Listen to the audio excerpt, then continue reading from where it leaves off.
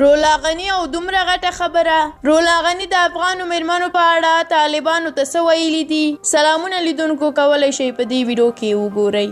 د هیواد لومړی میرمن رولا غني وایي افغانستان کې د میرمنو د لاسته راوړنو له لاسه ورکول د سولې د راتلو قیمت نه دی. اغلې غني د حکومت مذاکراتي ټیم کې د میرمنو حضور ته په اشارې سره ویلي چې په سیاسي چارو او د پریکړې نیونې پر مهال د میرمنو د ونډې غښتلي کېدل د افغانستان د حکومت په لومړیتوبونو کې دي. نوموړي د میرمنو څلورمې نړیوالې ناستې 25مه کلیزه کې د خبرو پر مهال د حکومت او طالبانو ترمنځ د سولې روانو خبرو کې د میرمنو د لاسته راوړنو پر خوندیتوب انکار کړی دی. د هیواد لومړی میرمنې ویلي د افغان دولت مرکچي پلاوي کې د څلورو میرمنو او د ملي روغې جوړې عالي شورا کې د 50 میرمنو ګډون د سولې بهیر کې د ښځو د رغنده رول ښکارندویي کوي.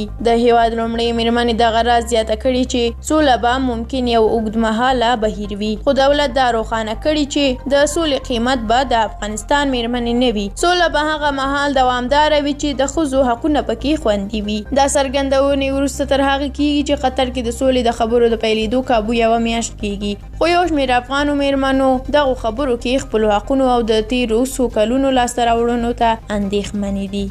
له تاسو ډیره زیاته مننه چې ویډیو تر پایه ولیده او زموږ یوټیوب چینل در سره سبسکرایب کړئ. که په دې اړه کوم نظر لرئ زموږ سره کومنټ کې شریک کړئ. تر بیا بلې ویډیو الله مو مل شه. ښه وخت ولرئ.